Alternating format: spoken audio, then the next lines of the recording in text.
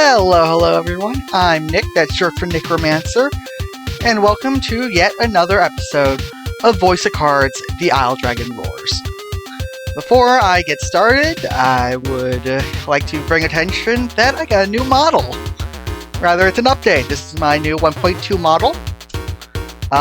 Includes some things such as eyebrows, working mouth smile, hopefully. Kind of hard to see it, but hopefully you saw it there. And my personal favorite, hit that, causes lag, and then I got a coat. Nice little coat. I love it. Gonna take that off. But yeah, so last week in Voice of Cards, we did some farming. We did some fruitless farming, and then went through the volcano dungeon, stopping just at the top, right before the final level where the dragon is currently rusting and making its lair. Our duty is to kill it, as well as maybe figure out what's going on a bit more. So, I will stop this very good music by Kevin MacLeod, as always, and we will switch on over. Boop. Boop. And moves on over here. Okay, there we go. And now we continue.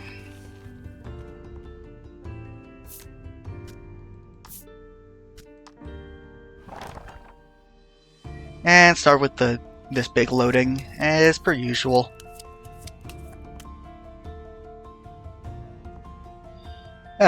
Also, apologies if my mouth doesn't work right. Unfortunately, the face tracking seems to have gotten a little wonk since a VTube Studio update, and even though I rolled back, it isn't 100% fixed, so just know I'm not mouthing horrendous eldritch curses at you. That's just face tracking being wonk. Okay. Jump to a volcano caldera? Indeed.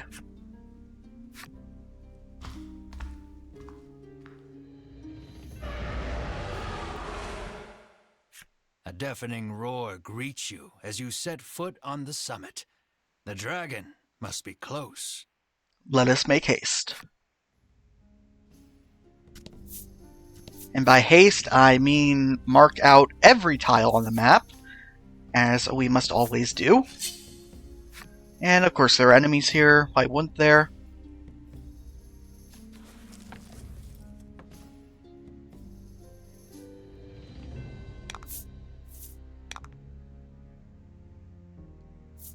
And of course I switched things over for dealing with the dragon. Is there a run option? There is, but also I think may as well, because I don't think we have details for this guy in the collection.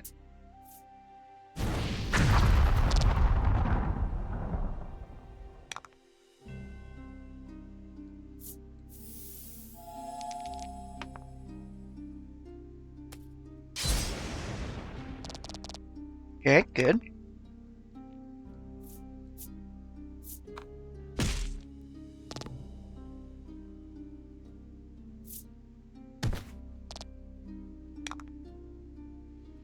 Okay, cast darkness again.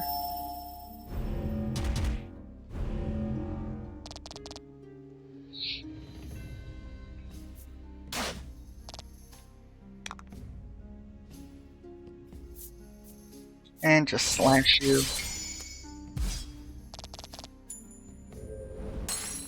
Oh?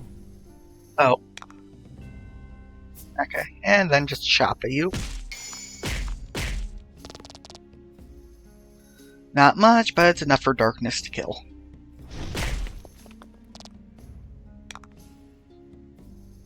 There we go, since darkness always does set 15. Unless it resists, is weak, or presumably crit. I assume it can crit. Congrats. Thank you.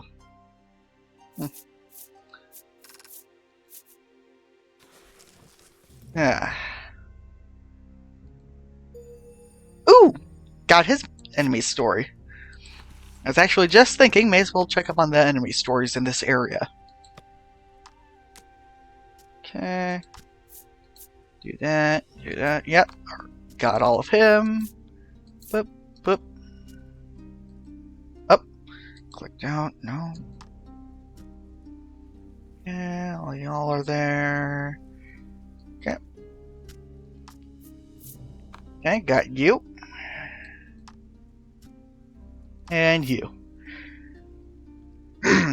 One had best keep their distance from these tortoises, which nest in volcanic areas and fire jets of searing magma from their shells. They also have lovely little crowns. Should one survive the approach, stroking the tortoise's head triggers a state of low, medium, and high heat. Surely somewhere a chef is coveting this sentient stove. I think they are lovely little critters. Oh, we also have the dragon card. Just noticed that. Dragon. The dragon makes his escape with the help of his stalwart guardian. Why does our hero sense some kind of grim resolve from them as they vanish over their horizon? Indeed, we shall probably learn that soon.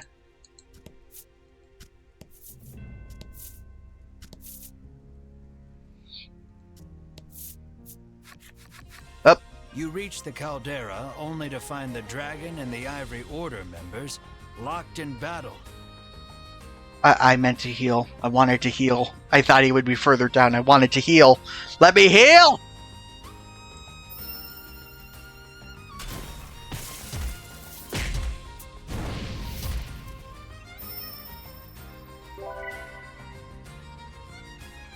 Their teamwork is impeccable. With each strike, they drive the dragon further back.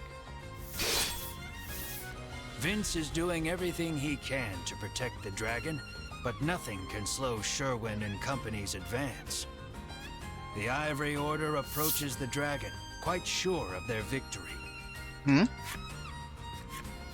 They shall have their quarry at this rate. What will we do? Help fight. You cannot stand idly by. You thrust yourself into the midst of battle. Yeah.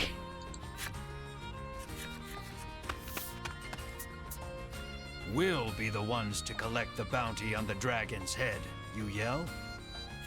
What vulgar ambition, Hedwyn says with a sneer. Come on.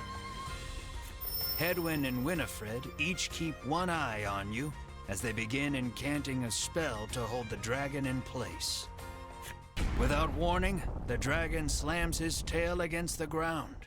Cracks in the earth form beneath his feet. Up. The rock beneath the Ivory Order gives way, sending them tumbling down below. Wall. Lamau, even. You surmise the fall wasn't far enough to kill them, but they won't make it back here anytime soon. Good. The dragon spreads his wings and flies towards the caldera. Oh, thank goodness I get to heal. This may be your only chance to slay him without the Ivory Order interfering. I will go and heal right now.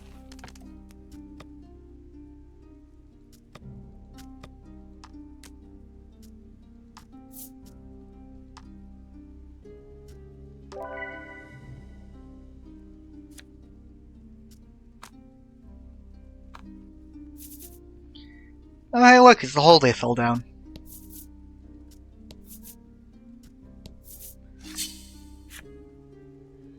And, of course, enemies.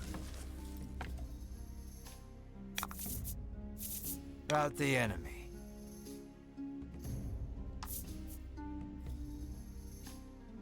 And decent chance, yeah.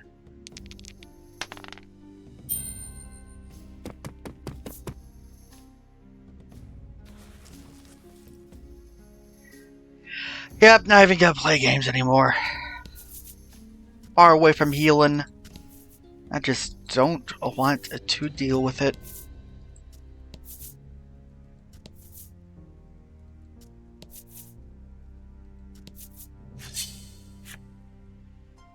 Yeah.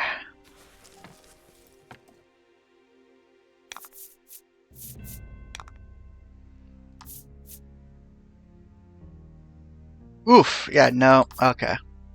Gotta fight my way through here. Now darkness you.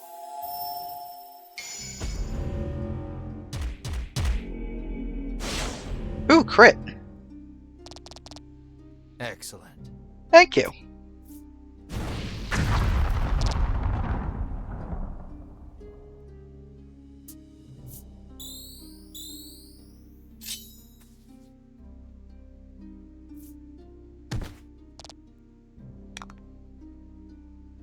And lightning strike you to get rid of that.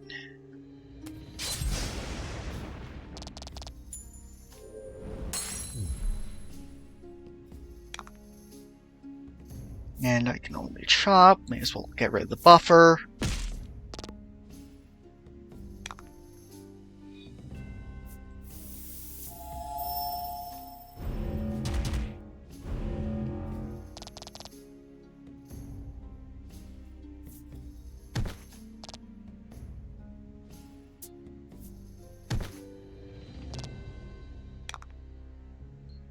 Okay, and then may as well slash. Oof, 1. Okay, yep, just chop.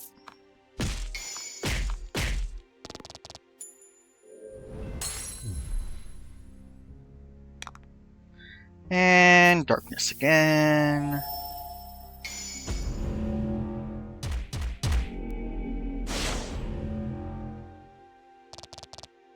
Excellent.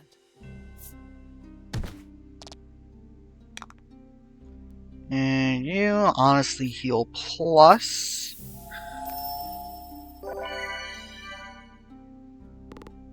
Okay, and now chop.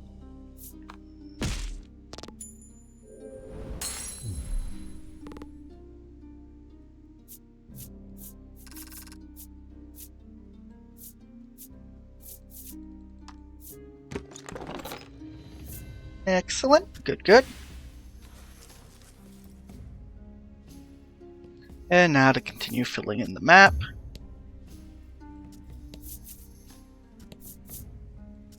It's just a big old circle, but hey.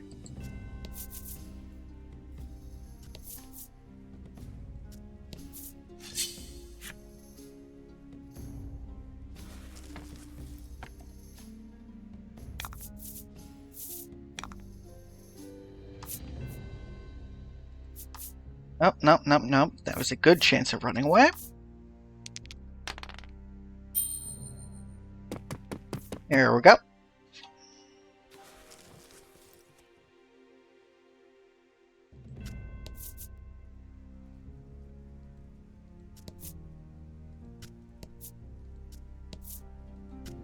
There we go. Map is filled in. I'll check the health. You could use a topping off.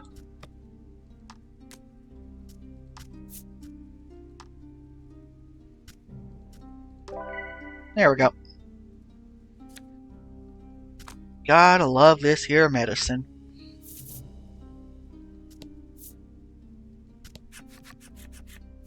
The dragon sits perched on the edge of the caldera.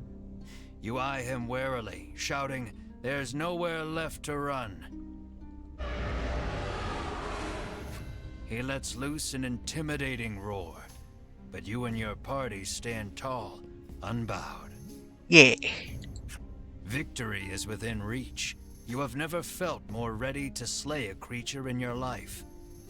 You draw your sword and charge, blade raised and ready to strike. In an instant, his bodyguard appears before you. You can see the bloodlust inside him as he stares you all down. He looks upon you and sees only greed. "Fools," he shouts. "You shall not be stopped." You have your reasons for wanting the dragon dead, and they are enough. They are everything. This conflict is inevitable. You heave your sword toward the enemy, come what may.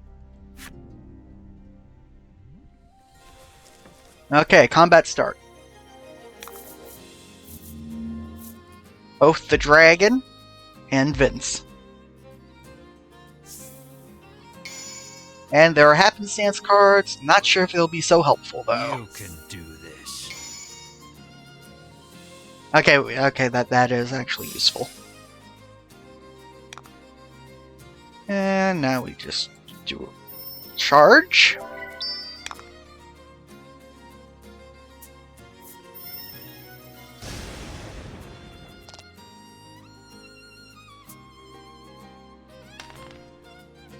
Ooh, Dragon Glare missed. Excellent. And do a Spinning Ray, since light damage is increased. And Dragon resists light. No, it just has super high, crazy high defense. Oh, okay then.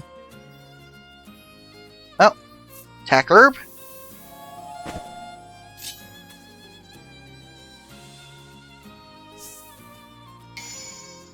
Light damage is again increased.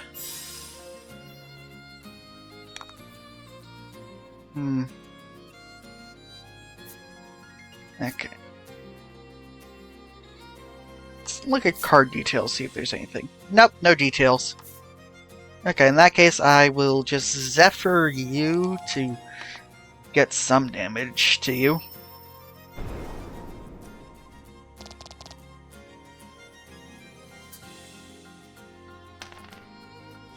And freeze.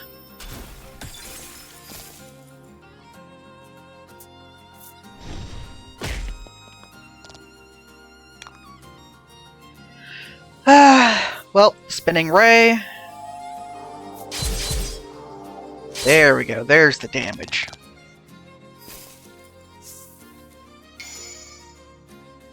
Okay, Fire Resist. Nice.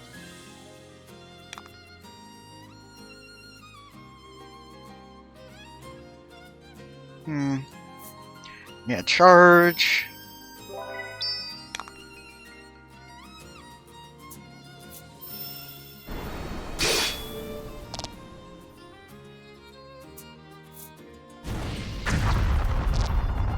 I'm gonna heal everyone, I think.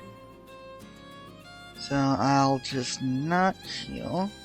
Yeah, I'll do an attack everyone, because I think your heal all is 3. I think. If I'm remembering correctly. Did some good damage there. Ooh. Well, that ends that, I guess. Vince falls. Oh, man. His face covered in blood. Oh, man. Look at that eye. Why would you give your life to protect the dragon? Melanie asks sharply. Good question. Good question. Asks the one who has forsaken her own. What would you know of loyalty? Vince roars, consumed with rage. He begins chanting, no doubt preparing to cast a spell. Oh man, this animation. No, that spell is forbidden, Melanie shrieks. It's too late. I'm sorry, it's just the narrator was just so unenthused there. It's just funny. Okay. A stupendously powerful magic swirls out of the ether, enveloping them both. Vince turns to face you once more, his aura unlike anything you've felt before. Oh. You tighten your grip on your sword. There's no turning back now. Okay, let's go. Round 2. Please let's keep our gems. Nope. That's interesting on top.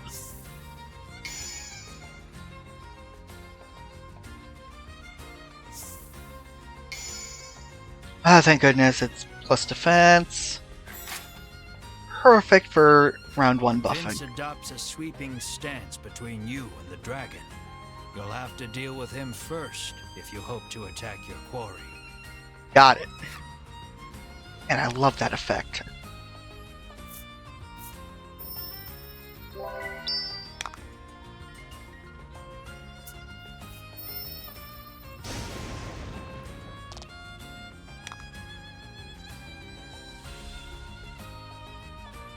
Interesting of note is the dragon didn't even attack.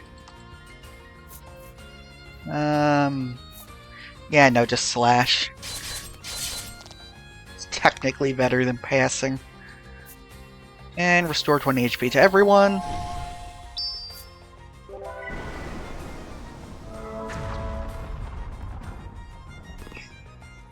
Nice. Ooh, increased dark damage. Perfect timing since I packed this.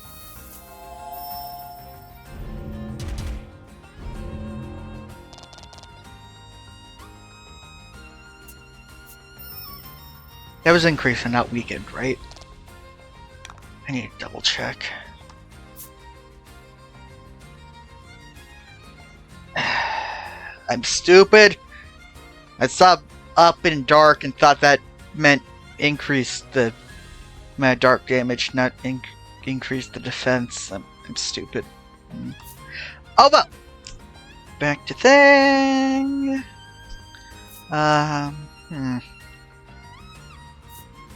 Slash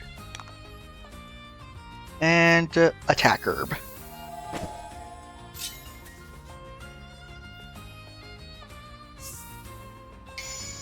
There we go. There's what I was looking for. Dark damage up. There we go.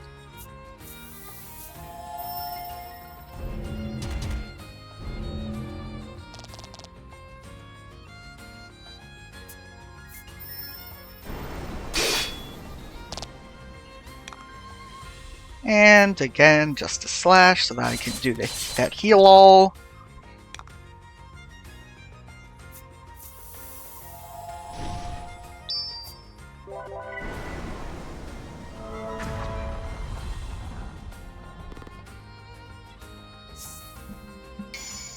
Okay, dark defense.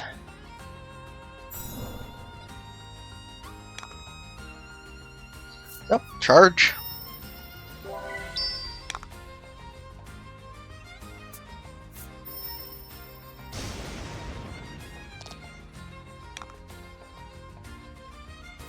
Spinning ray.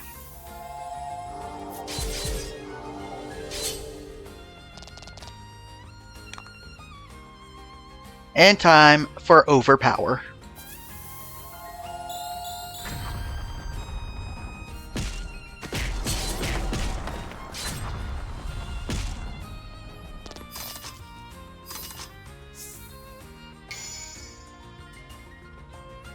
Bonus defense.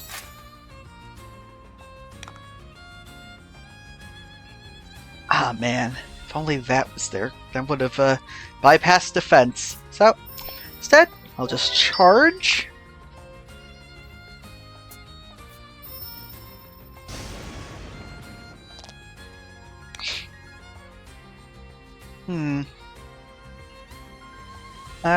Spinning ray.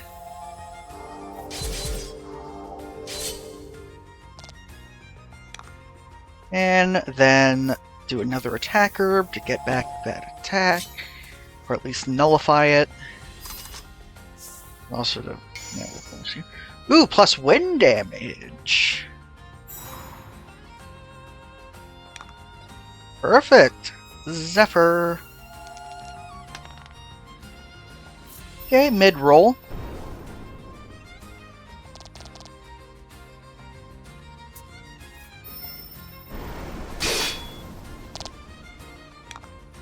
And then just slash so that I can do a group heal.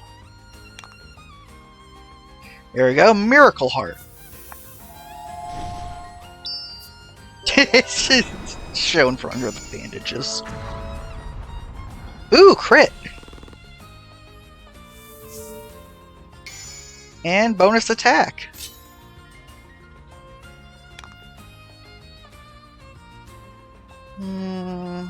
Yeah, I'll charge.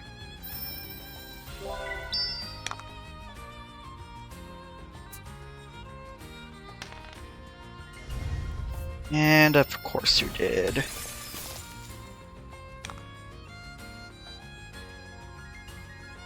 Well, if you're going to do that, and I have bonus attack twice, I may as well just overpower you.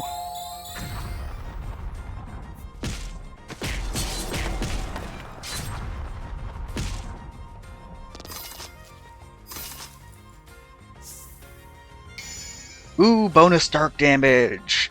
Man, I was kind of hoping I could do a heal you, but darkness calls.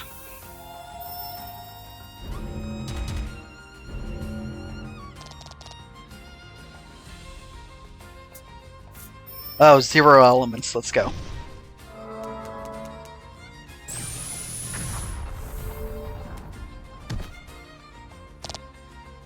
Up.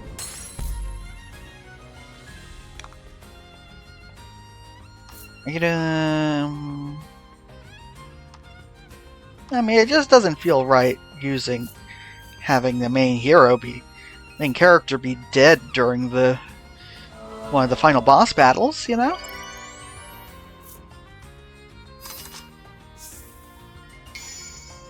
Ooh, bonus bolt damage.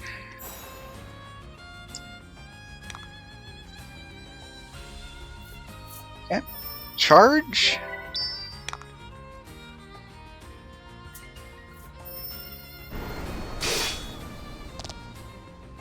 And now, this will either be the finishing blow or close to it.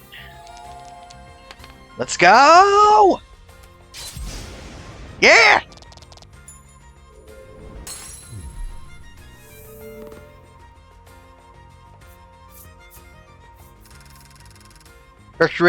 Victory is yours, but Vince is acting kind of shady.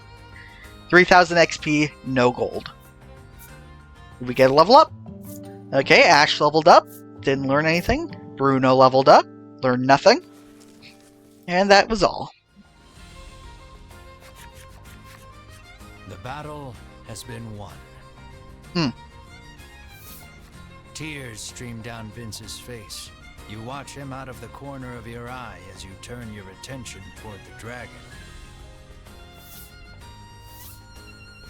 Vince, undeterred by the wounds that now cover his body, rises to his feet and moves to protect the dragon one last time. Enough! The dragon speaks. He declares that he wishes to see further harm befall none. Oh? Then you ought not to have brought harm upon us, you shout, listing off the horrors you have heard on your journey. Vince, filled with righteous indignation, denounces each and every one as a lie. Oh? The dragon admits that your prowess in battle and willingness to pursue him the world over have earned you the right to hear the truth about this world. Truth about the world? The dragon claims he shares a special bond with the medicine that helps people the world over. What?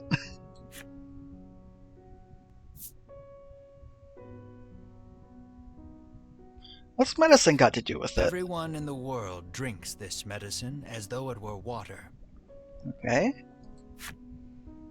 Taking this medicine heals all wounds and cures all ills. It is a crutch that humanity can no longer live without. Fair enough. The primary ingredient in this medicine is dragon tear. Oh. Where does medicine come from? All those who succeeded in capturing the dragon in the past forced him to live a nightmarish existence on this island. Oh. They would stab him with several hundred spears.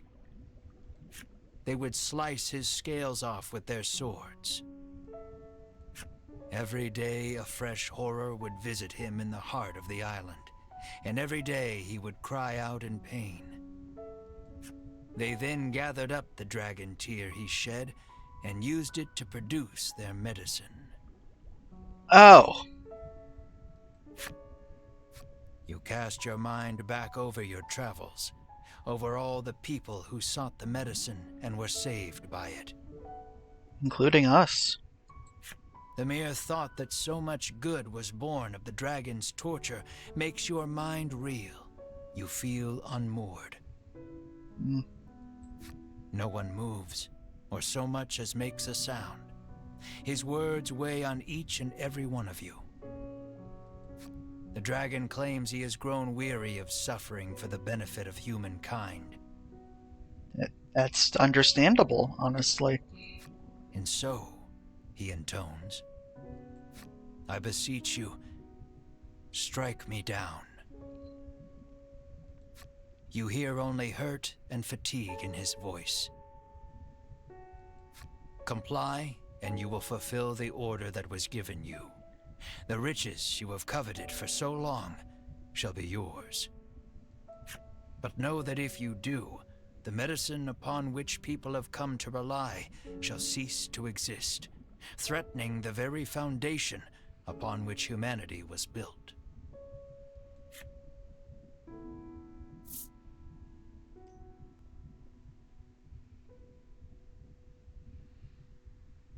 Man, Yoko Taro.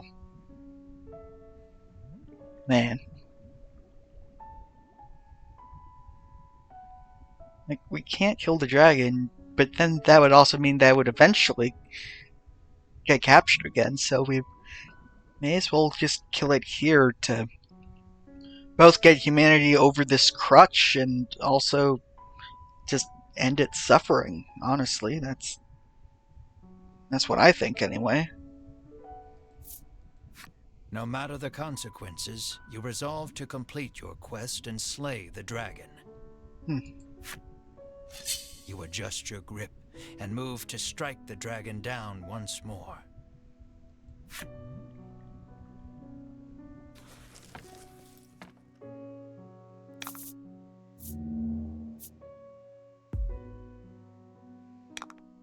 It looks like it won't put up a fight. Yeah.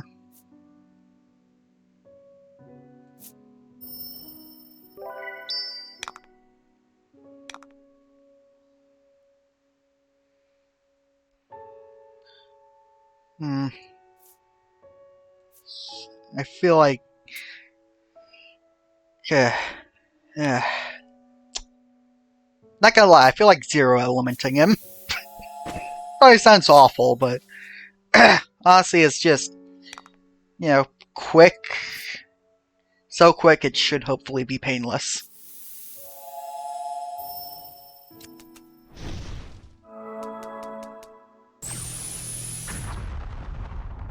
Yep. Such an overflow, there's no way he could have suffered, hopefully. Of course, the card didn't tear there. It only retreated. That wasn't a kill. Out of nowhere, a burst of magic crashes over the entire party, rendering you unable to move. What? The Ivory Order have found their way back to the caldera and stand before the dragon once more. If you remember, way back in the beginning, we were told that the Ivory Order are the ones who distribute the medicine.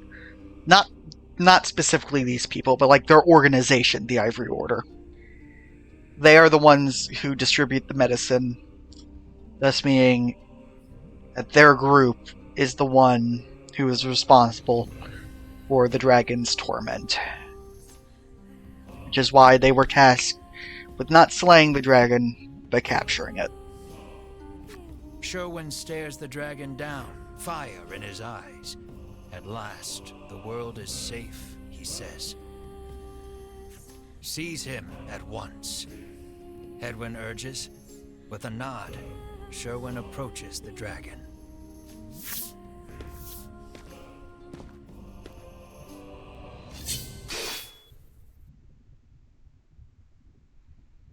What? In one motion, Sherwin unsheathes his sword and cleaves the dragon in two. What? What? The dragon's lifeless corpse lurches backward, before dropping over the edge into the caldera.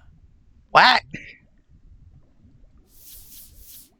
What have you done?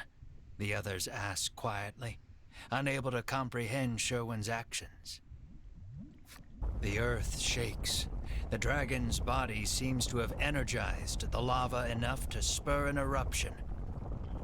Why? Actually, that kind of makes sense.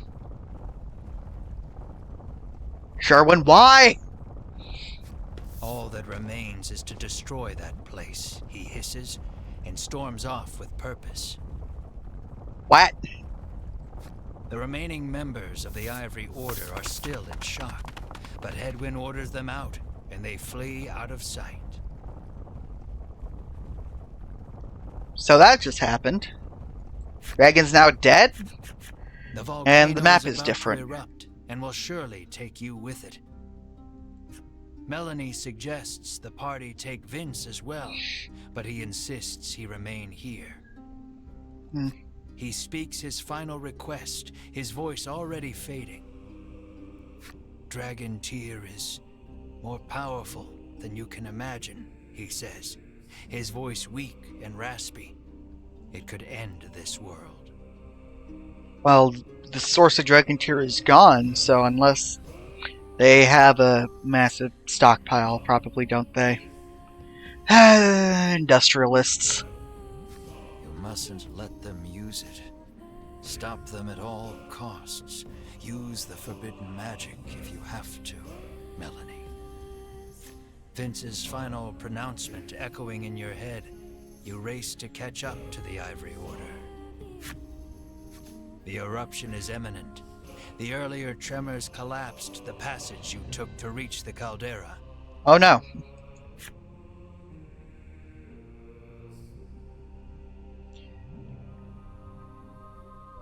Follow the other passage out and escape before it's too late.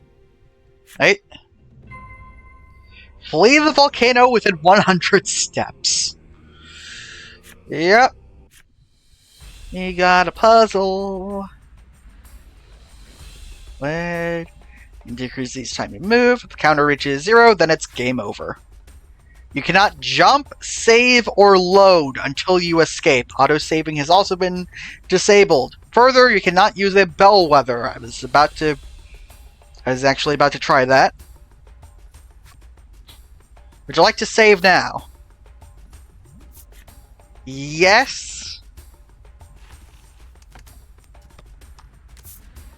And I will save in slot 2. There we go.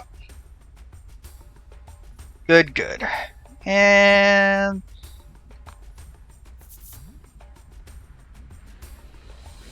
No, we're going back into the menu. Because... Gut says... By gut, I mean memory, because I have played past this before. I think there might be more enemies on the way down.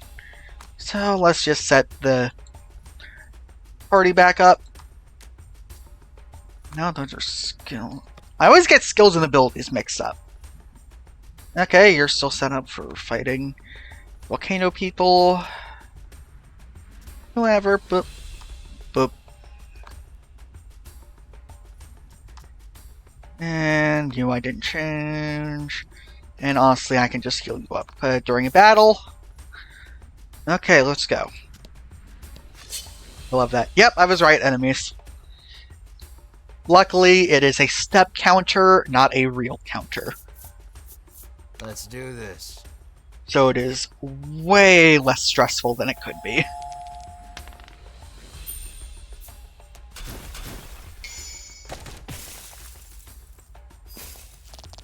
Fortune favors the bold. Indeed. And that for you.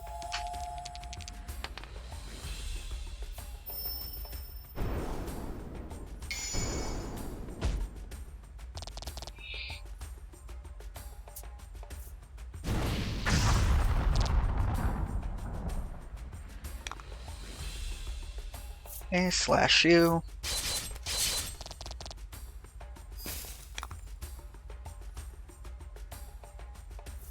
Crystal Arrow you again. Won't freeze, but it... Nope, not enough to kill. Okay, well... Charge you, because I want to heal.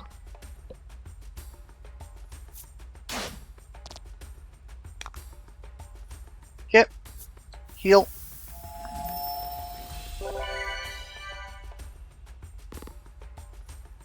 Good, good.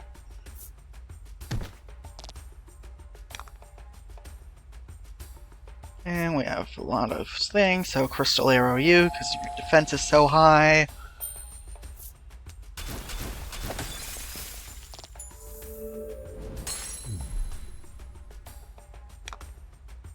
And then Zephyr.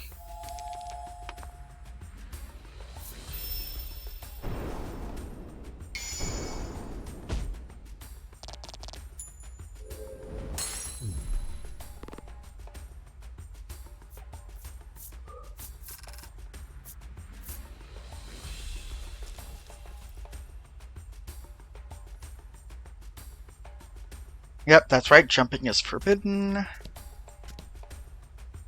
And we are not allowed diagonals. So, we gotta think up the quickest possible path. Which is slightly tricky when you have enemies showing up. Disrupt the train of thought.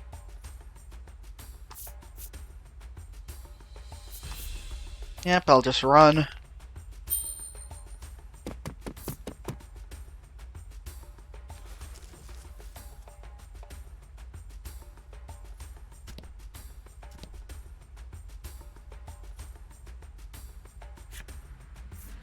Jump to volcano escape route? Maybe. Yeah, of course. Okay.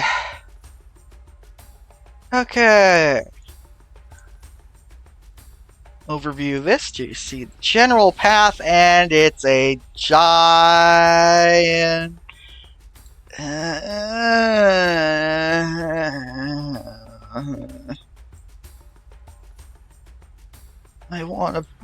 I want to fill in the map, but I can't.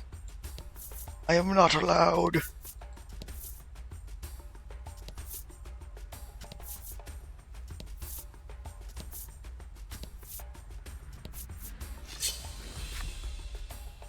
So now I'll, I don't know, just try to go in a straight line. Crystal Arrow.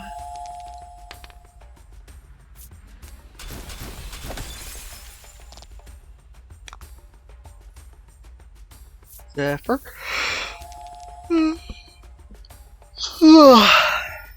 Yippee.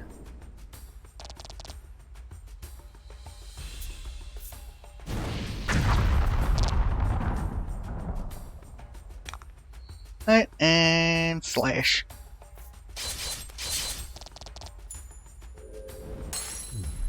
Yeah, remember when that thing was a boss?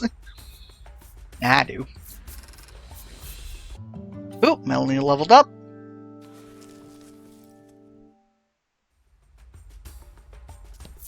Okay.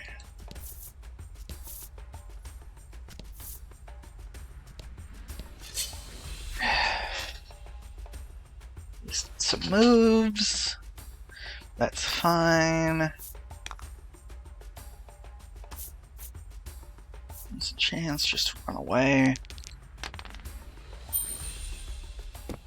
Honestly, decent chance is 100%. I'm realizing. Whatever.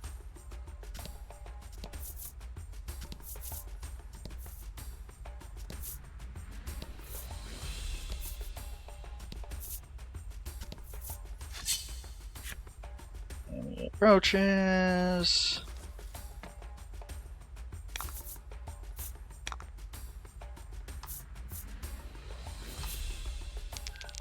Why are you even rolling? It's a 100% chance. Lowest I can roll with 2d6 is a 2. The lowest roll is a 1. And there's no minus in this game. Only minuses rolls are for internal damage rolls, it would seem.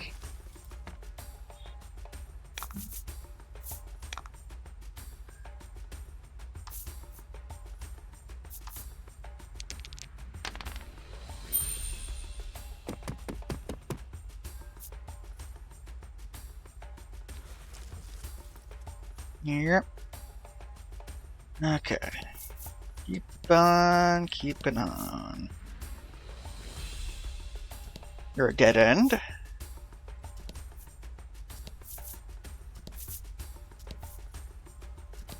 Take your time. There's no need to rush yet. I'm doing both. I'm both taking my time and rushing. And there's nothing you can do to stop me, narrator.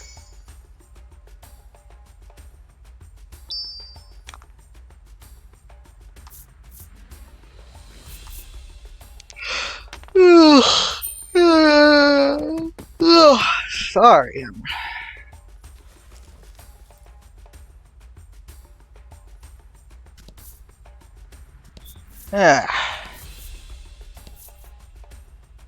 Just gonna keep going straight. And I'm at the end. 40 moves to spare.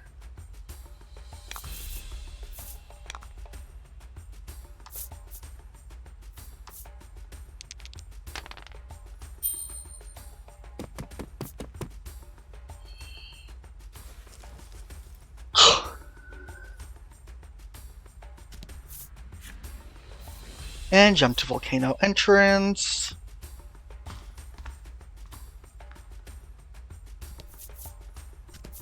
There we go. Much smaller map. Enemy appears.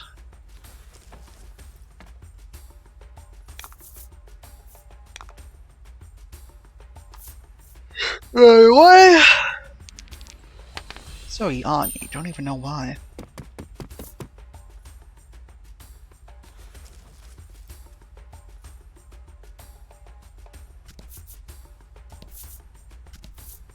Okay.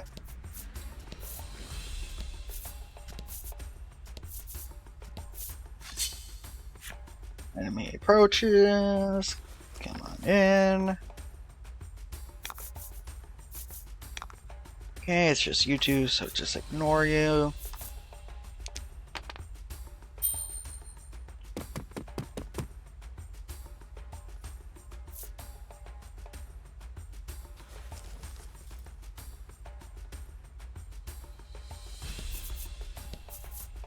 And there we go. You're nearly out. The relief of knowing you may yet outrun the encroaching lava is immense. Yes, yes.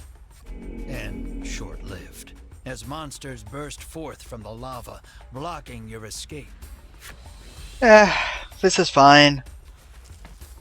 In terms of game mechanics, we are safe.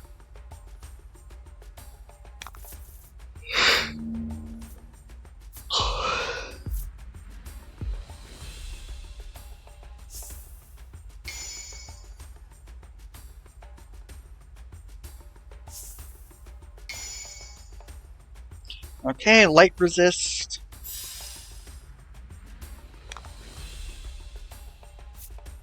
Okay, start by freezing you.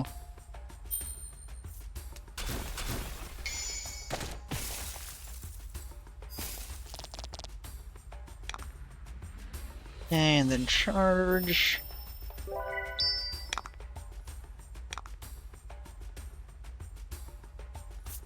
Then just lightning slash.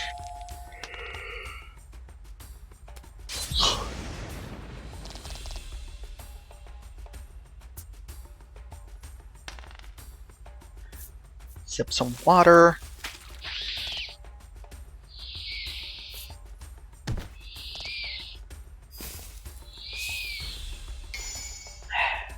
Dark resist. Okay. And now I can... let's shoot at you.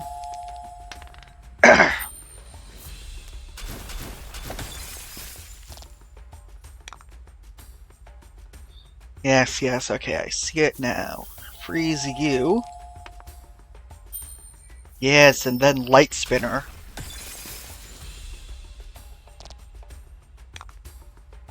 Spinning ray.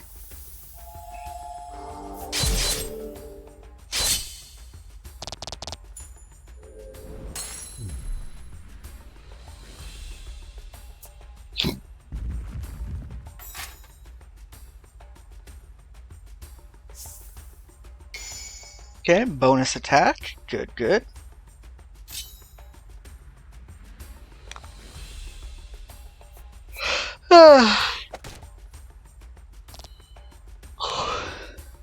Shoot arrow and then freeze.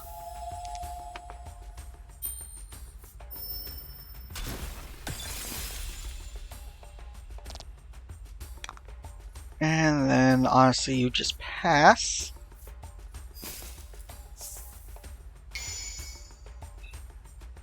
Fire resist. Alright, but don't think we'll need it. And then ice arrow again.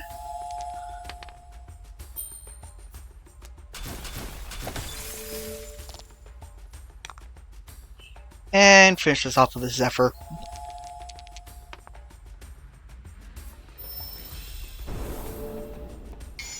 There we go, just enough damage.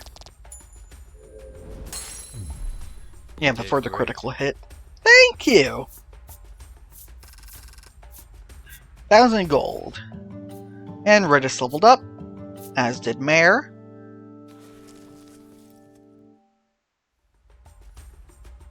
You race out of the volcano, the monsters scarcely having hit the ground behind you. Good, good.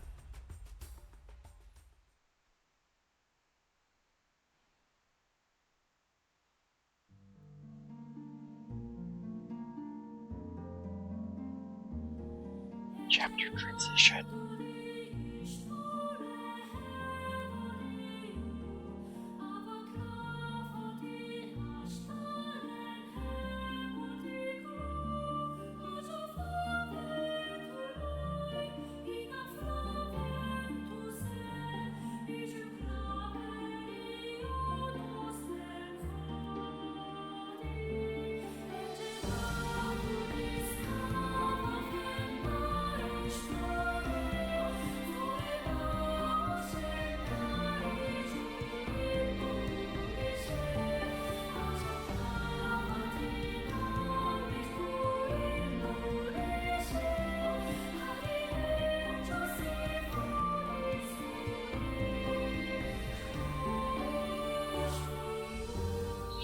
Chapter 7, Dragon Tier.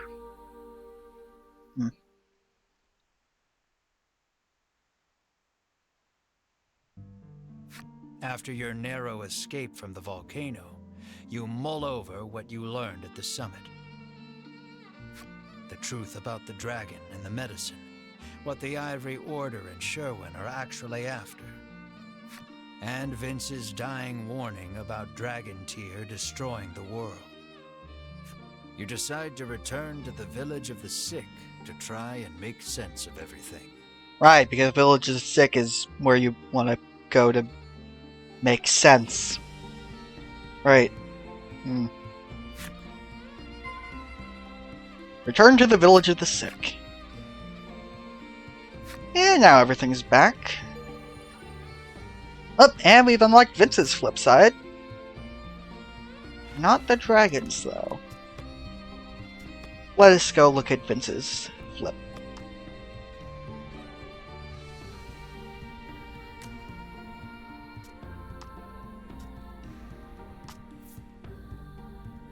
Up.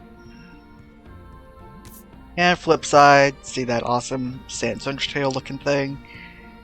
His journey revealed to him the awful secret that binds the dragon to the Ivory Order. As he fell into the heart of the volcano, he had the peace of knowing he'd fulfilled his duty. At least he had that. Gonna quickly save before we go on. There we go.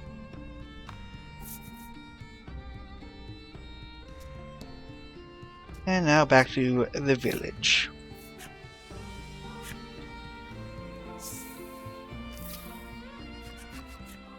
I'm exhausted, says Ridis. She certainly looks it. You can tell by that artwork. Bruno is silent and looks deep in thought. As you head into the village after your friends, another headache splits your skull. Ash, you okay? Ash? This place.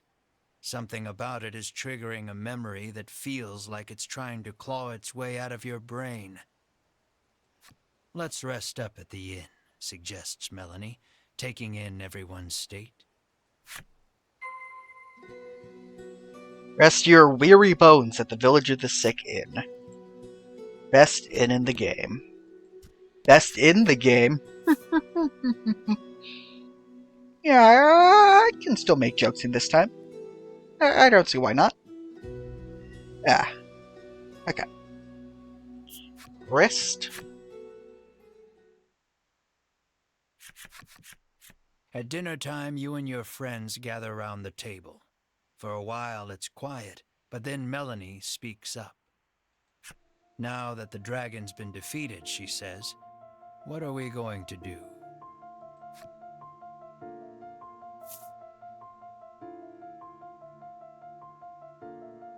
Honestly, find out more about this island seems the best thing to do. I want to learn a little more about this island, you say. Bruno agrees with you. They call this place Mount Medica. Something tells me there are still secrets to uncover.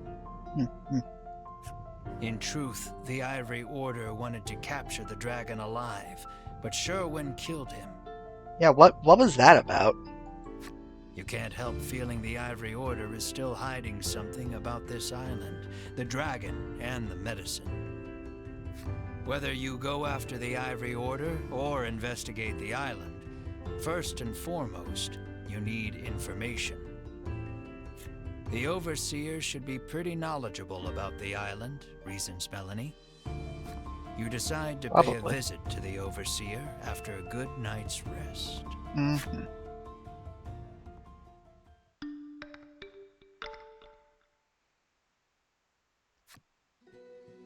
Party's HP is fully restored. Hit for Selfor, the self-proclaimed overseer of the Village of the Sick. See what he has to say.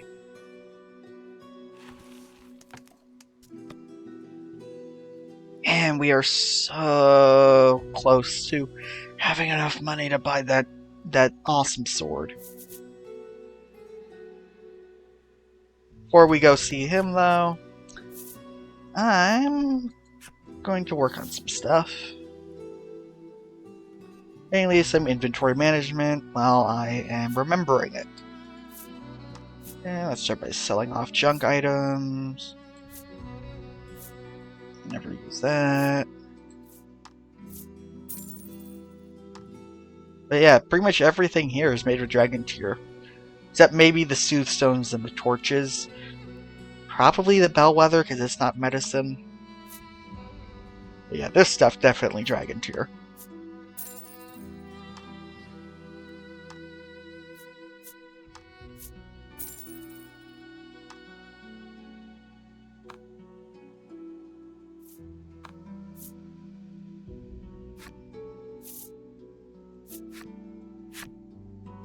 And the messed up part is I kind of have to get some more.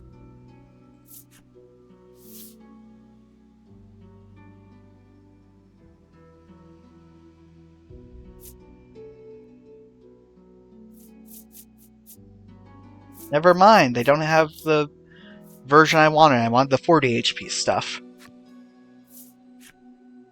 Just have the 10 and 20. Okay, well, off to here, I guess. Selfor, the village headman come overseer, comes out to welcome you. They said come. After detailing what happened atop the volcano, you ask him to tell you everything he knows about this island. Mm-hmm. So, the dragon's tears are the medicine's main ingredient, he muses. What will you ask Seal for? What's the deal with this island? You ask Selfor what the deal with this island is. After a moment, he begins speaking in a quiet voice. Oh? He tells you about the medicine factory here on the island that the Ivory Order oversees. Okay. And that this village was founded in order to provide a steady supply of human test subjects for their new medicine. Oh, okay. Now that you know the truth about the island and the village, you turn to Cell 4 and pose further questions.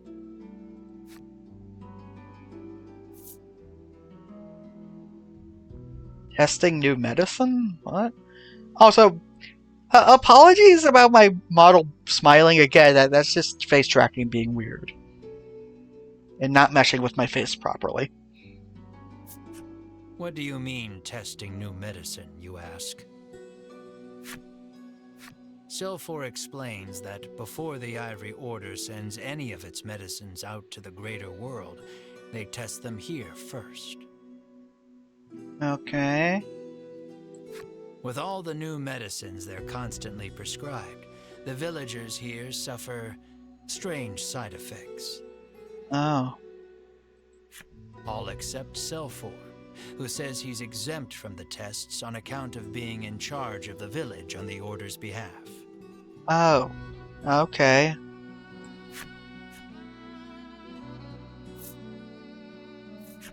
Probing further, you ask, and the Ivory Order forced the dragon to make medicine at that factory? I'm almost positive they did, he replies. That explains why the Order wanted to capture him, says Bruno, understanding dawning on his face. But if that's the case, why did Sherwin flout the Order and kill the dragon? You're still missing the final piece of this puzzle. Mm-hmm. Sometimes we get people who try to escape, he says, his gaze dropping. The Order always catches them. Oh. This is horrible, says Melanie, a harrowed look on her face. You know the abandoned house at the western edge of the village? Well, once upon a time, a family of 4 lived there. Oh? As Cell 4 speaks, you feel all the blood drain from your body. Ash? There's something I'd like to see for myself at that house, you say, your brow creased. At the uncharacteristically somber look on your face, Melanie, Rittis, and Bruno give silent nods.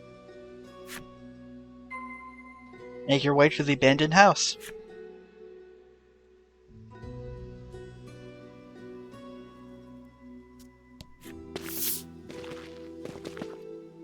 You stand before the dilapidated house. It looks like no one's lived here for a long, long time.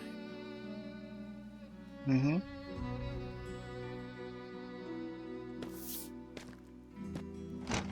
You open the door and go inside, your gaze roving across the dusty space.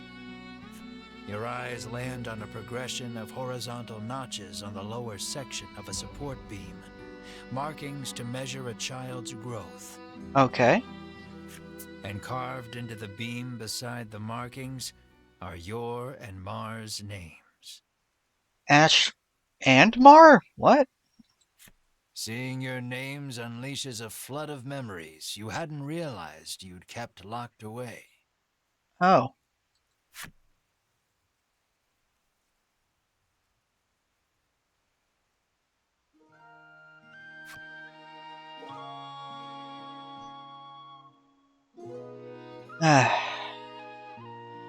So I knew this segment was going to be coming the whole time, and I'm just gonna say this. You know this ends tragically, I know this ends tragically. I can't read some of the parts that happen. I'm just not comfortable doing it, so I'm just gonna be silent here.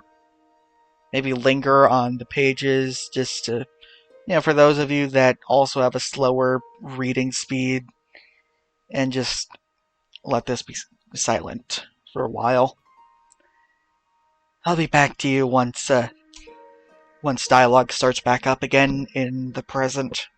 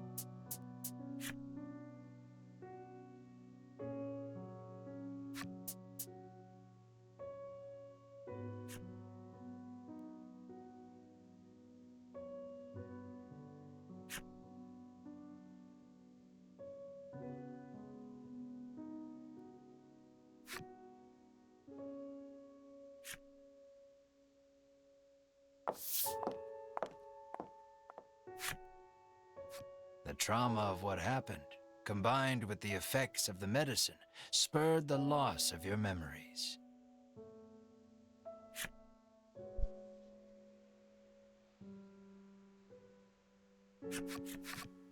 But now you remember the horror in full detail. Sobbing, you gather Mar in your arms. Melanie, Riddis, and Bruno just stand there in silence, absorbing the truth of your origins. Melanie, who knows all too well the pain of losing your parents, turns to you with tears on her cheeks. We have a lot in common, you and I. That's how we've made it this far together, she says softly. At Melanie's words, you nod. Only response that feels appropriate. Moved by her kindness, you give her a silent nod. But I've still got farther to go, you say, scrubbing your face dry. As painful as those memories are, something the Ivory Order disciples said gave you hope. If you can get your hands on an undiluted solution of dragon tear, you can restore Mar to her human form. Yeah. And what was that about the place they called the mausoleum? That's probably a good enough place as any to start looking for dragon tear. Indeed, it probably is. Melanie doesn't miss the determination that blooms on your face. Whatever it is you need to do, she says, I'm with you. Determine the mausoleum's precise location. Probably ask the overseer. You ask Selfor if he's ever heard of a place called the Mausoleum. He tells you the steep cliffs north of the village block the way. To get to the mausoleum, you'll have to go around. He advises you to first go east, and then head north from the wharf. North of the wharf. The wharf. That's where we first docked, right? Clarifies Bruno. Ooh, the path to the mausoleum is a long one. If you start feeling weary on your journey, use the jump feature to return to the village. Thank you, narrator. And we've unlocked Selfor's flip.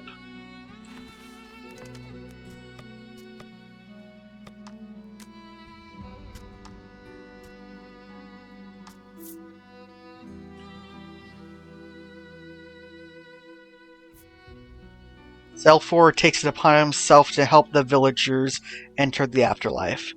Some of the villagers he has bid farewell may very well have been his family.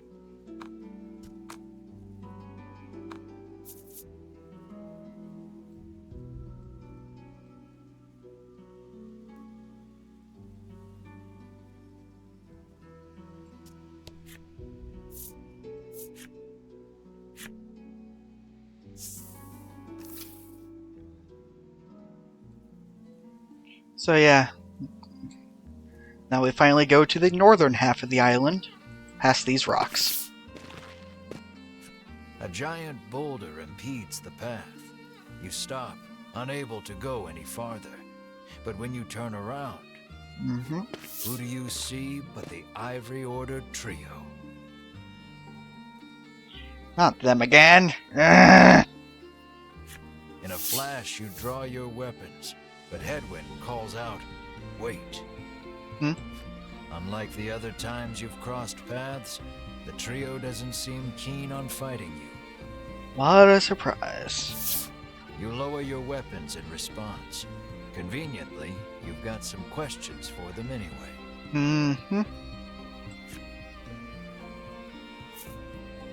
This island. You demand to know if what Selfor told you about this island and the village of the sick is true. Sorry, just drinking some water.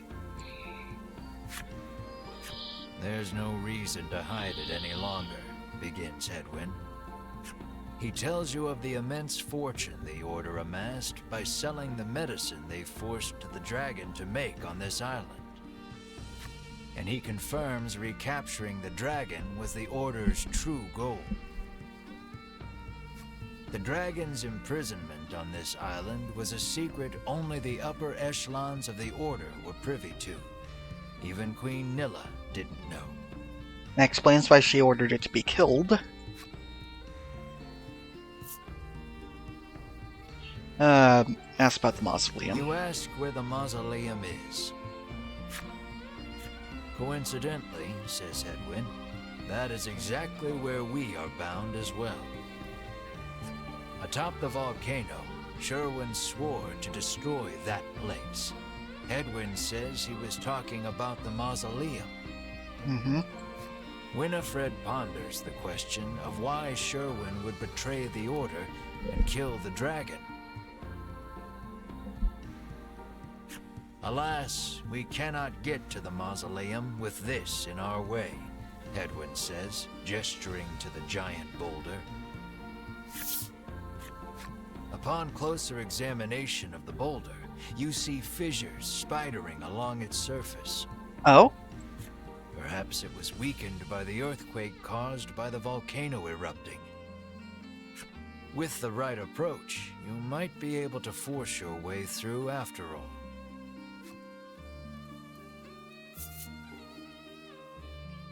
Bruno?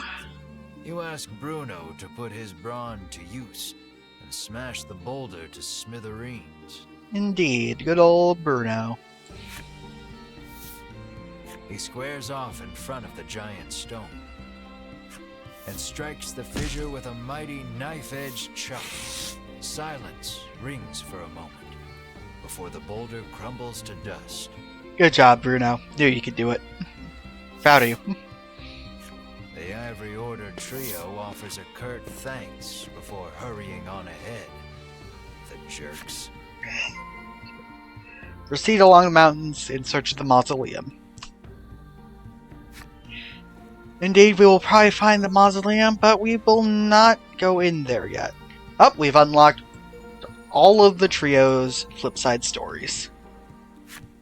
But as I was saying, we won't be entering the mausoleum. Instead, we have now opened up several side quests. So first, let's look at their flip side.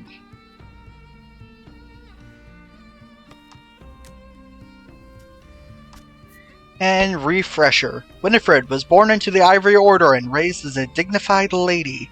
Her fellow Order members find her mage training a boon on their travels.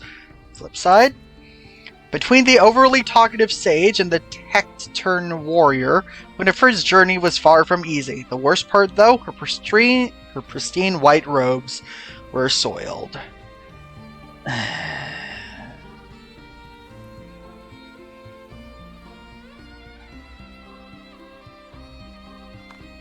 Yep.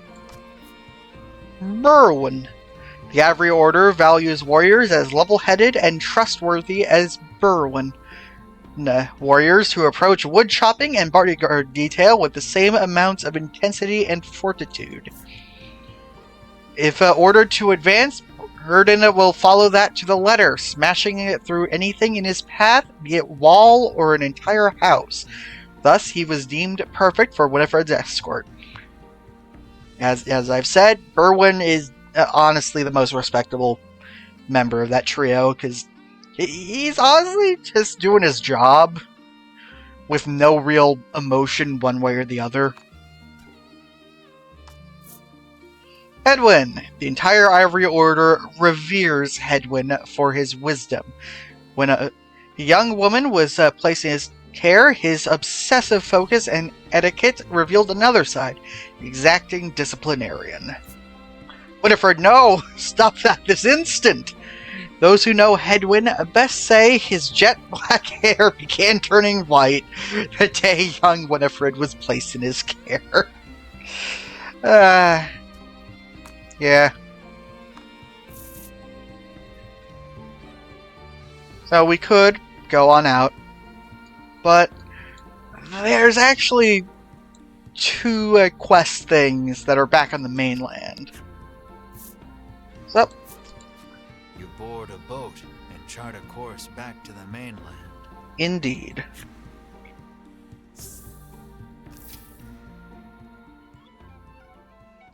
Go back there, because if you remember, there was a guy over here who wants to fight someone, but we never fought. I think we should set up our party.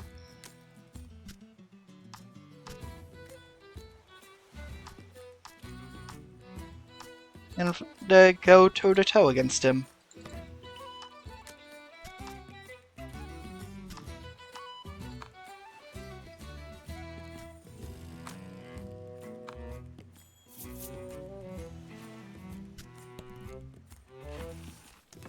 Let us save and see if he wishes to fight us now.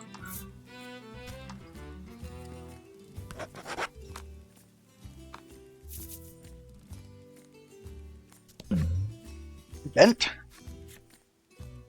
Armor-clad knight, exploring powerful aura. The moment the knight senses your presence, he speaks. You there. I wish to challenge you in a contest of strength, he proclaims, placing his hand on the hilt of his sword. It seems he has deemed you a worthy opponent. Stealing your resolve, you draw your sword from its sheath. Mm-hmm.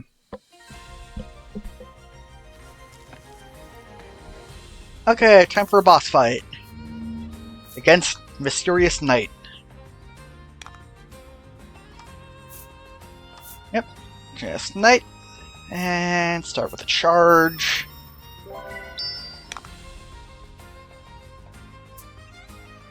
Destiny's Edge.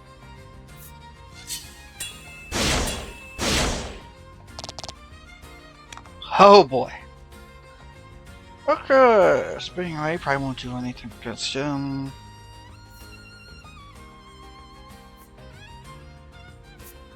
I think I have to heal.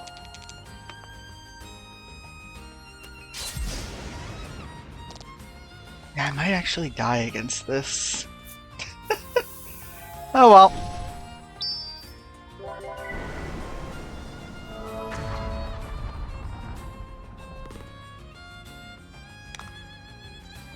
Okay, let's see. Does darkness do anything? Oh, he's weak to darkness. That's good.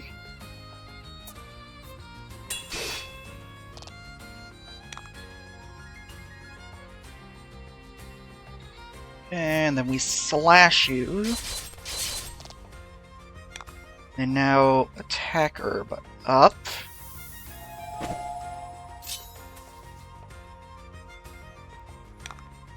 And then darkness again.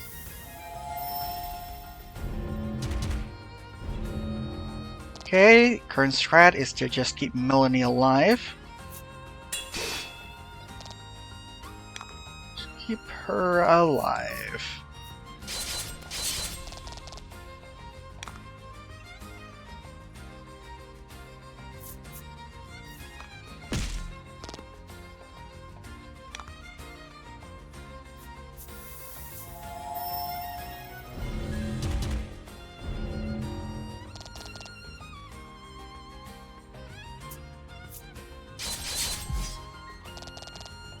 Okay, she died.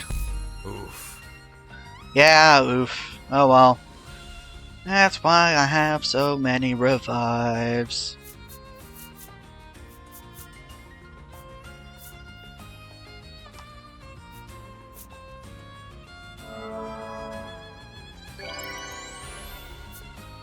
Put that Dragon Tear to good use, and then Miracle Heart.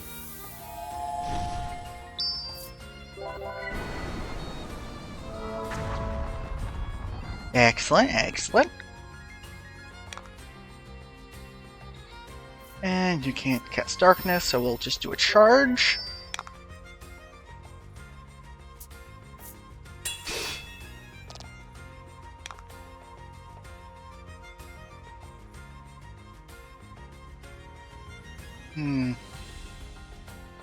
Yeah, okay. Lightning Slash.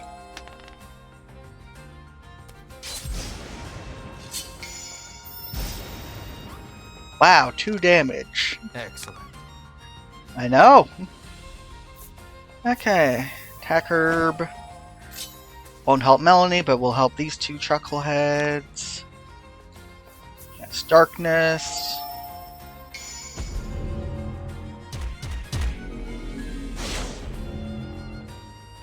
Got a crit. That was lucky. Indeed it was.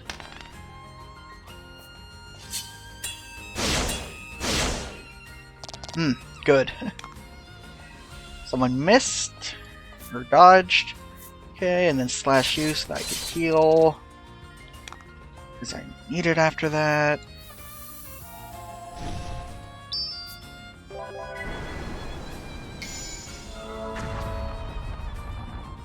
Excellent. Crit heal. That was lucky. And charge again.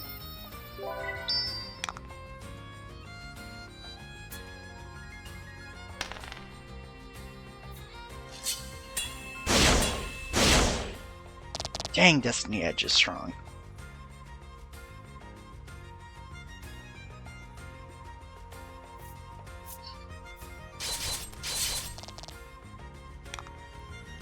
I think I'm going to gamble here. I'm going to go with Overpower.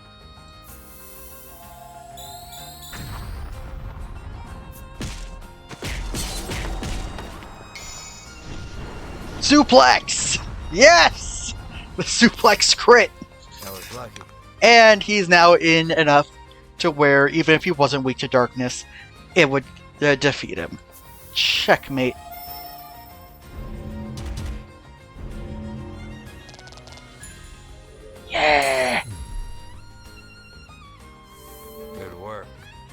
Thank you. 4,000 gold, 1,650 gold. Ash leveled up, as did Bruno and Melanie. So did Mar and Ritis. And only used one revive.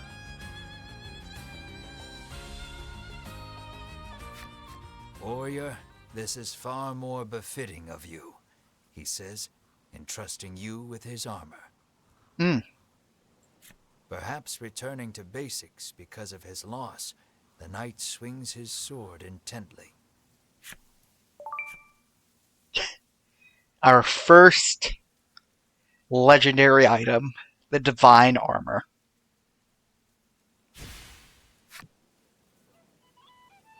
So, you might be thinking, what happens if we talk to him again? We can request a rematch. However, I do know that you don't get extra copies of the armor. This is the only copy of it in the game. And with that in mind, I think I will put it on you, as you will be in every battle. Increases speed, since that is a minus. Increases defense by a good chunk. Ooh, whole 7. And no attack increase from the previous one, but it does exist. And if you notice, we're now at over 20,000. Meaning, we can go back to Advent and get that super sword someone was selling. There you are. Enter Shoreland.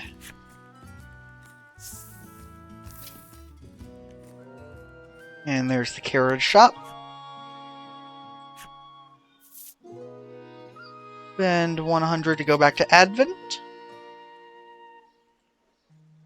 Because I don't feel like going through the forest.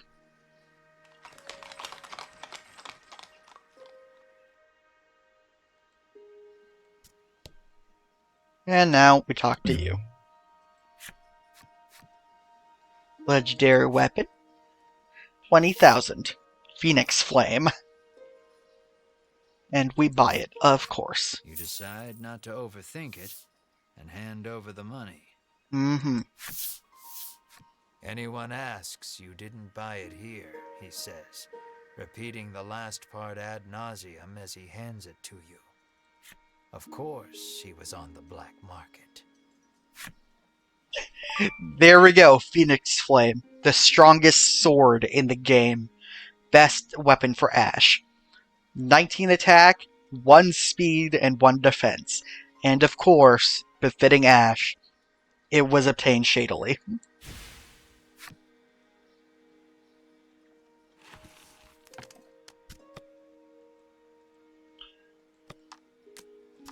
And so, we will give it to him. 9 more attack, plus some bonus stats.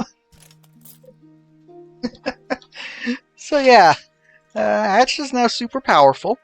We could have grinded earlier for this, but yeah, I didn't want to. And there are more legendary things. Why did I do that? I should have went to the carriage. There are more legendary items. A lot of them, though, are in the Mausoleum dungeon. Because, you know, spoiler alert, the Mausoleum's a dungeon, and it's probably the final dungeon. Never got past it, made it pretty far into it, but that's actually where my experience of the game ends.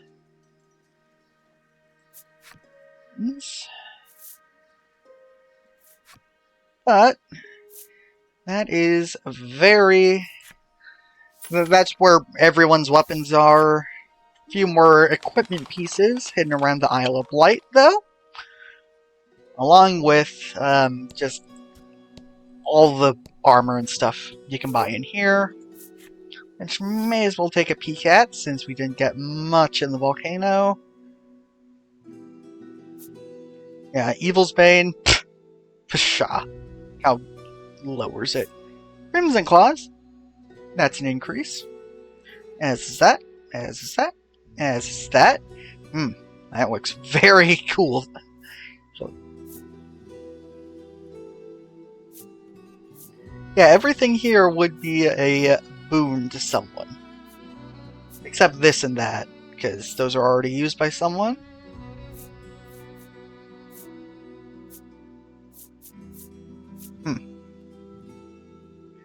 Speaking of, may as well see if Bruno wants the frost mail or if he already has that. There is one. We'll see. Yeah, you already have frost mail. And should probably swap you out.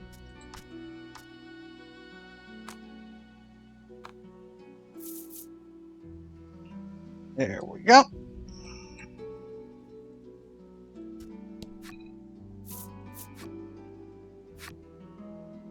And that's right, I need to set up for elemental stuff.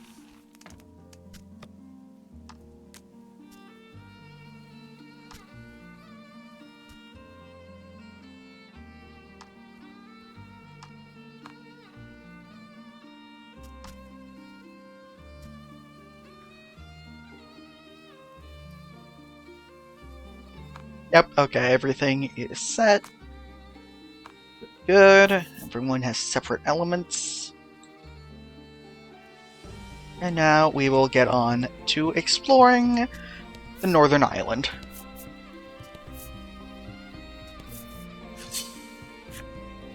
And see what new enemies await us. Ooh. What are you? Poison slime and an undead treant. No, can't do that. Let's do that to you because you have high defense.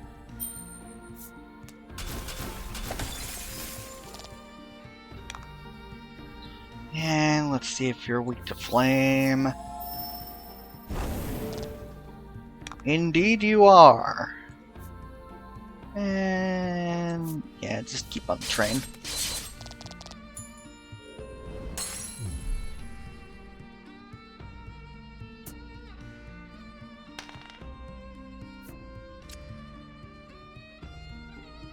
Got dead poisoned. Up, resisted. Yeah, crystal arrow.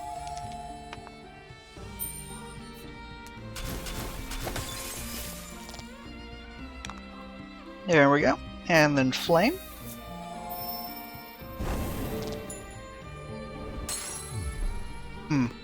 Love these big numbers again. Loving them.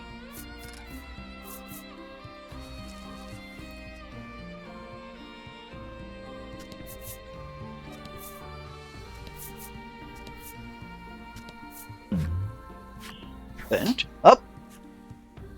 That was an item, definitely.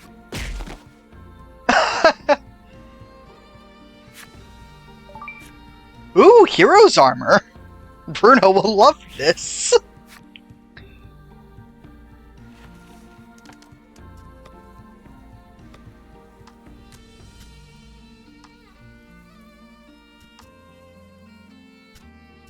Ooh.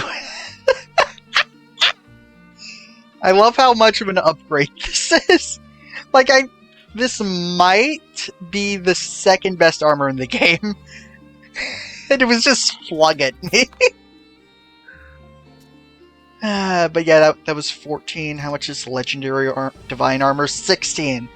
Yeah, it's only slightly worse than the divine armor. And it got flung at me. This game. A monster.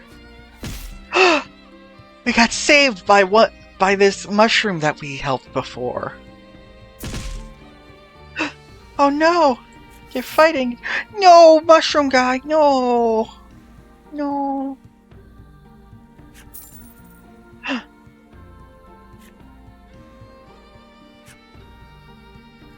Poor little guy. Poor little guy.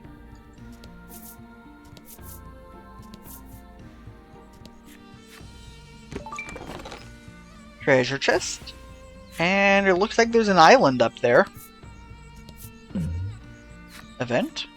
You spot a sign standing prominently on the cape. Hmm? This sign reads, "Strike the Steelers somewhere on this island." Oh yeah? What will happen if you do, you wonder? Well, now we have another side quest. Find a Stela and strike it. And if we remember from the Bewilderwood, that causes stuff. Ooh, spooky guy. The Skullomancer. I'm the only mancer allowed around here. Get out of here. Get out of here. Let me get my coat on. Just to show that I can be cool too. Yeah. Get out of here.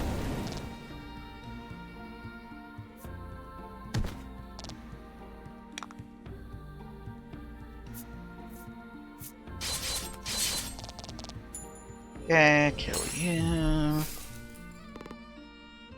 Oh, and he has passive regen. Of course he does. Yes, I'll just loose an arrow into you. That was lucky. Yep. And then flame you, and then I can spin. Spin to win against you, because as a skeleton you are probably weak to light. Probably. Yep. Man, I just they're like butter. Yeah, a lot of encounters are going to be easier now because of that armor and weapon.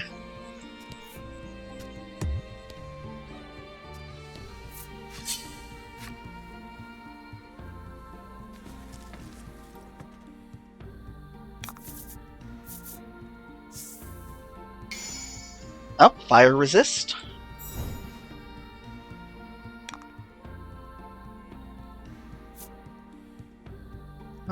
Yeah, I'll freeze you because you don't have a resistance. Or weakness, rather. I could wind you, but I think I'll just charge.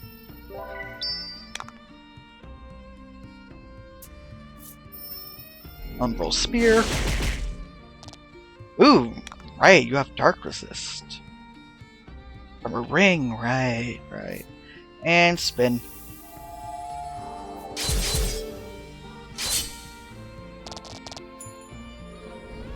Okay. Didn't kill him, but hey. He's very close to.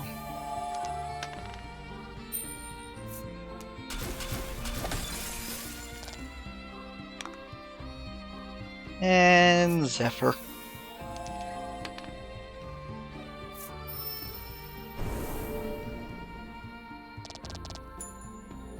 Yeah. Congrats. Thank you.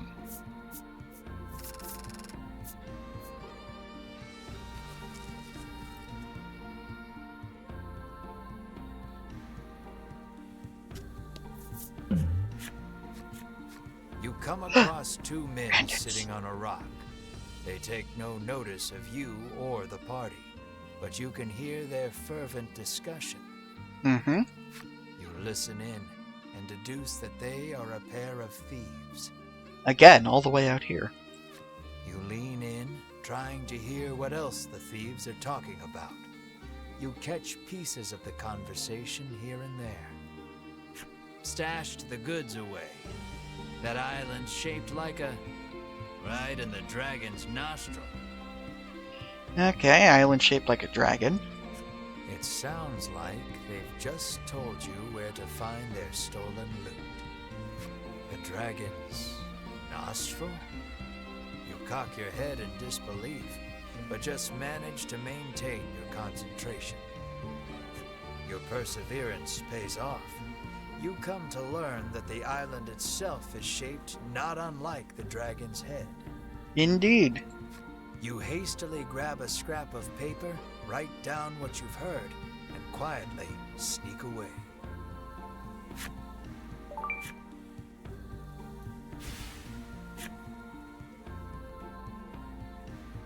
So, with the island looking like a dragon head, which would probably be easier to notice if we could zoom out further.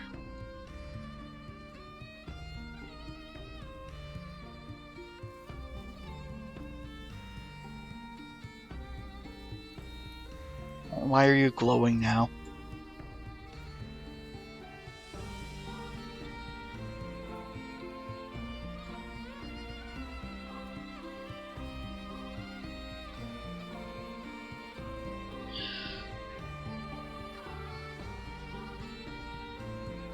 So yeah, unfortunately we can't zoom out to quite tell where it is. But if it's an upright head, then it's probably somewhere up here. Probably. Just gotta keep exploring.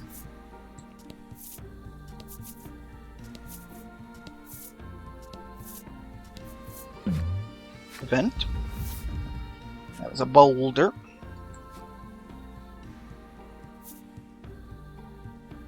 Sure that was a monster. You point out the coins scattered in the thing's wake. What kind of rock drops cash, you say smugly? Ooh, 12,000. Nice.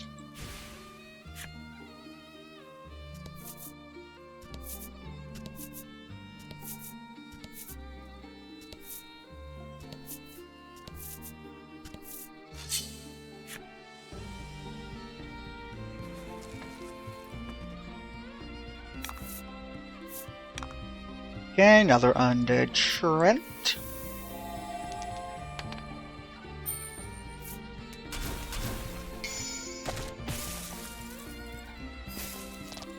That was lucky. Indeed it was.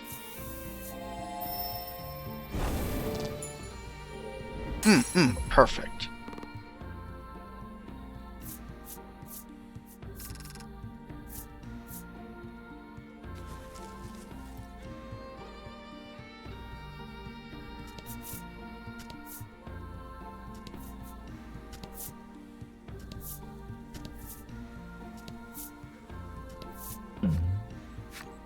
Event. You found a Oh. stela.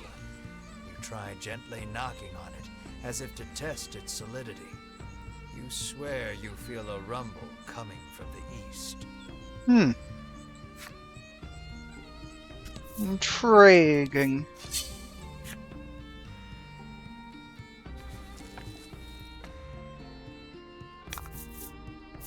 Don't hold back.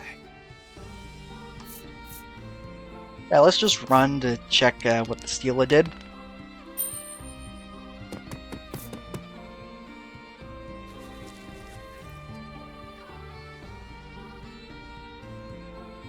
And on over. A stela stands before you. Wasn't this a sign just a moment ago? Great. Now you're seeing things. There's a message engraved on the stela. It reads, "Those who would cross must strike me true." Hmm. You see another island across the sea. Why striking a stela would allow you to cross, you haven't a clue.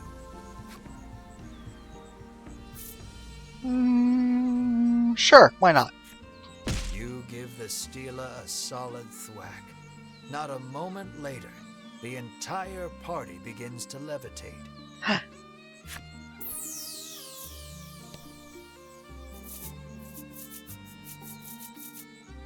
Before you know it, the strange power delivers everyone safely to the far island. Wow. Without warning, an old man leaps from the underbrush. "My replacement," he screeches. What? He sidles up to you. "Mind living on this here island in my stead?" he offers cloyingly. "Ew, no," you sneer. "Then by force it is," he shouts, leaping toward you. Oh, okay, I guess there's a curse.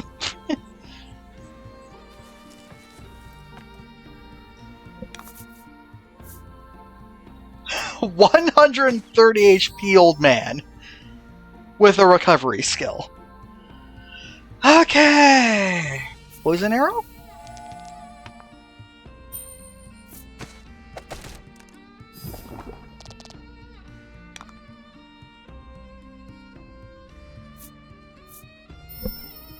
God, 130 HP old man, though.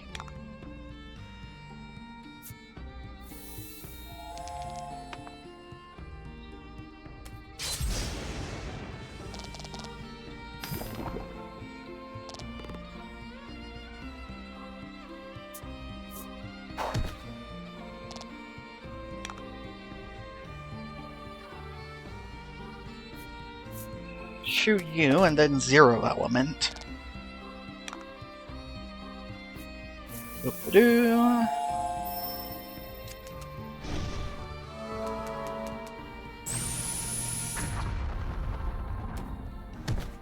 Decent chunk.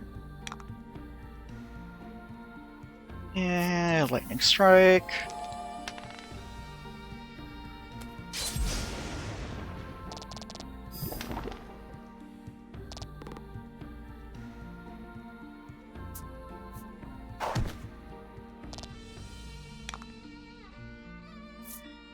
Yeah, this enemy is just an HP sponge. Nothing much to say about it. Just keep charging up for zero element as I whittle him down.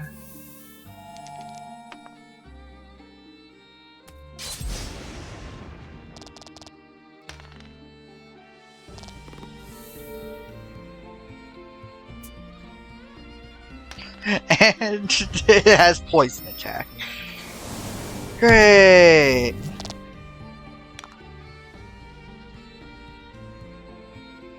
Honestly, I'll crystal arrow. And you're immune to freeze, I guess. Oh well, zero element.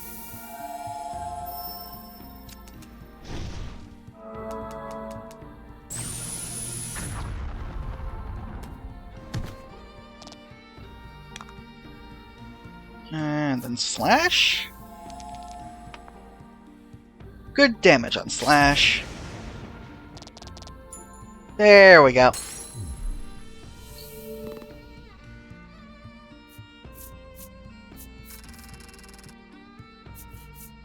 Okay, Ash leveled up, as did Bruno.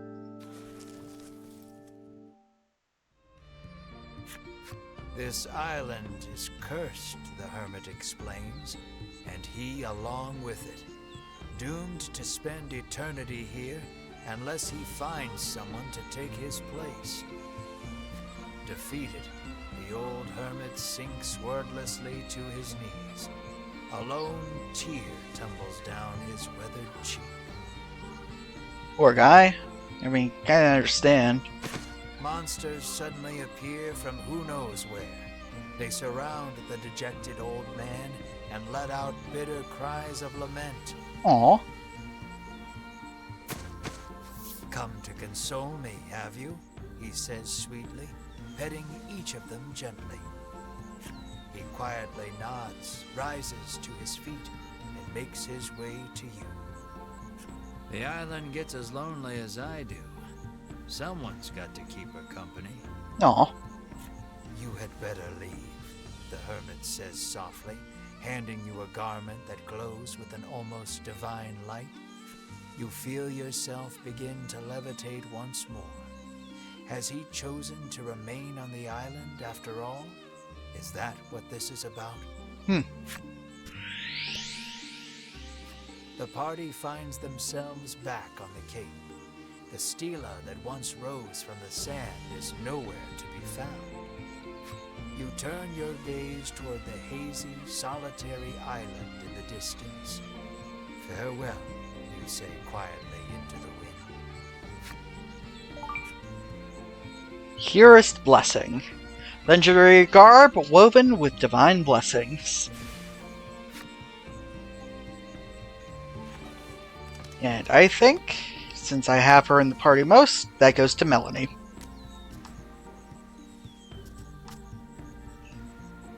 Yep, more speed, higher defense. Overall, good thing.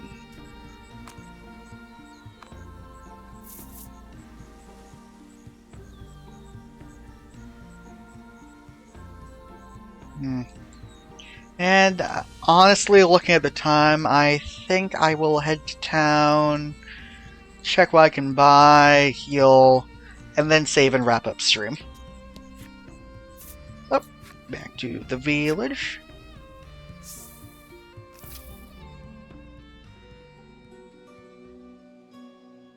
Start with armor.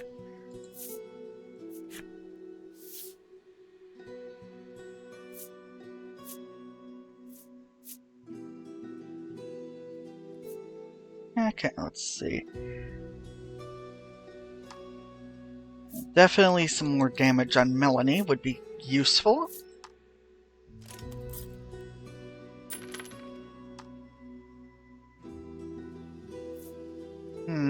Yep, better bow. It's also good.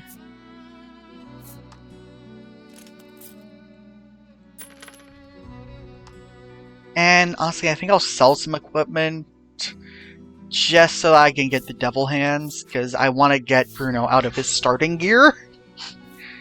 Is just him being in his starting gear just doesn't sit well with me. Just need to make 5 hundo.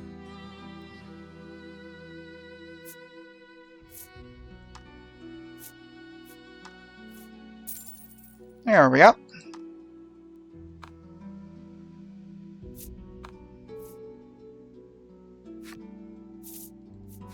And now we shall buy these here devil hands for you.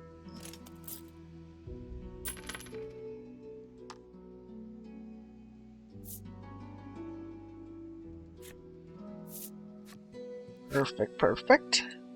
And now go on to the inn.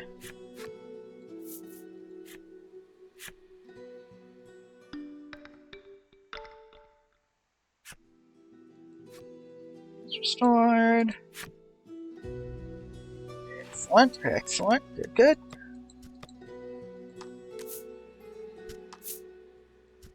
And now we save. And with that, I think it is time we end it. Yep. That's a bad song for everything that happened in game, but whatever. Whatever. I'm going with it. Going with it. So yeah. Thank you for stopping by. Thank you for watching the VOD if you're in the future. Be sure to follow. Be sure to subscribe if you're watching from the YouTube video. I will find someone to raid into, and then we'll send y'all off. Let me see who is online. Okay, no one I know is online, so I'm just gonna end stream. Okay. Well, so until next time, everyone. Bye.